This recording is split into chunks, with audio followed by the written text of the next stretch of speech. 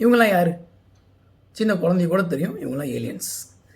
ஏலியன்ஸ்க்கு வந்து எப்படிப்பட்டவங்க? ஜென்ரலாக வந்து ஏலியன்ஸை பொறுத்தவரைக்கும் அவங்ககிட்ட சூப்பர் பவர் இருக்கும், அவங்கக்கிட்ட வந்து ஸ்பேஸ் ஷிப் இருக்கும், அண்ட் அவங்க யூஸ் பண்ண டிவைசஸ்லாம் பயங்கர அட்வான்ஸ்டாக இருக்கும், அண்ட் வெப்பன்ஸ் வந்து பயங்கரதாக இருக்கும். எந்த மொழி படத்துலையும் சரி, படைப்புகள்லையும் சரி, எங்கேயுமே ஏலியன்ஸ் நம்மக்கிட்ட வந்து உங்ககிட்ட ஐஃபோன் இருக்கா, உங்ககிட்ட ChatGPT இருக்கா, உங்ககிட்ட இந்த மாதிரி டவர்ஸ் AK-47 இருக்கான்னு சொல்லி நம்மளை பார்த்து பிரமிக்கிற மாதிரி எந்த படமும் கிடையாது. ஜென்ரலாகவே பூமிக்கு வர வேட்டுக்கிற வாசிகள் எல்லாருமே பூமியை விட பல மடங்கு அதிகமான தொழில்நுட்பத்திலையும் அறிவியல் வளர்ச்சியிலையும் உள்ளவங்களை தான் நம்ம வந்து பார்க்குறோம். ஆனால் எனக்கு ரொம்ப நாளாகவே ஒரு டவுட்டு, ஏன்னா எல்லாத்தையும் நம்மளோட அட்வான்ஸாக இருக்கானுங்க, ஆனால் ட்ரெஸ்ஸு மட்டும் போட மாட்டேங்கிறாங்களே அப்படின்னு சொல்லிட்டு. PK படத்தில் வர அமீர் கான் முதற்கொண்டு பூமிக்கு ஒரு பப்பி ஷேமாக தான் இருப்பார். அருணாச்சல் வாசனிக்கும் பப்பி ஷேமாக தான் இருப்பார். டெர்மினேட்டர் 2 ஃபியூச்சர்லேருந்து வரவர். ஏன் இங்கே ட்ரெஸ் போட மாட்டேங்கிறாங்க அப்படின்னு ஒரு டவுட் இருந்துச்சு எனக்கு. இந்த டவுட்டெல்லாம் நேற்றுக்கு தான் எனக்கு வந்து கிளியர் ஆச்சு. நேற்றுக்கு நம்ம ஊரில் சும்மா நான் நியூஸ் பார்த்தேன்.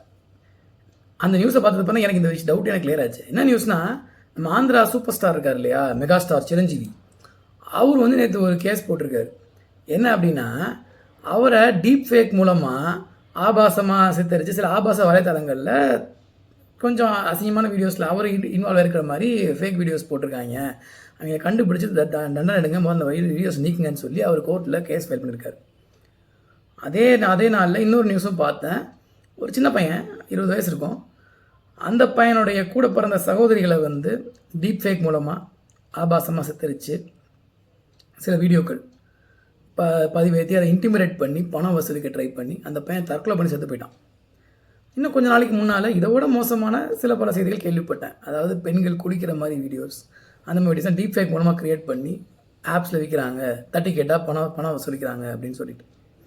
ஸோ என்ன புரியுதுன்னா, நம்ம ஆளுங்களுக்கு டெக்னாலஜியை கையில் கொடுத்தோம். இப்போ உள்ள இந்த AI லெவலுக்கு நம்ம டெக்னாலஜியை கொடுத்தோம். நம்ம எதை தேடுறான் அப்படின்னா, வேறு கிரகத்தில் உயிர் இருக்கா, செவ்வாய்க்கு தண்ணி இருக்கா.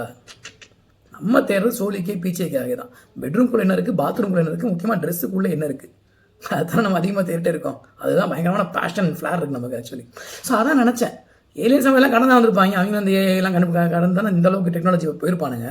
ஸோ ஒரு கட்டத்துக்கு மேலே இவனுங்க நிர்வாணம்னு பார்த்து சரிச்சு போய் கருமா இதானடா அப்படின்னு சொல்லி மொத்தமாக ட்ரெஸ்ஸை விட்டானுங்க. அதனால தான் அவங்க ட்ரெஸ்ஸே போடுறதில்ல அப்படின்னு தோணுச்சு. ஸோ ஏஐ வந்தவொடனே ஹைட்டில் இருக்கலாம் வேலை போயிடும். நிறைய டெக்னாலஜி சொல்கிறாங்க, சினிமா எடுக்கிறதுக்கு ஆள் இருக்காது, கிராஃபிக்ஸ் பண்ணுறதுக்கு ஆள் இருக்காது, எல்லாம் ஏஐ பார்த்துக்குறாங்க. ஒன்றும் இல்லை, ஃபேஷன் இண்டஸ்ட்ரி தான் செம்மடி வாங்க போகுது. மக்களே, நம்ம பேரங்களோ இல்லை பேரங்களோட பசங்களோ இல்லை பேரங்களோ தீபாவளி சுற்றுப்புற சூழலுக்காக வெடி வைப்பாங்களோ மாநிலம் தெரியாது, ஆனால் ட்ரெஸ்ஸு வாய்ப்பில்லை ராஜா.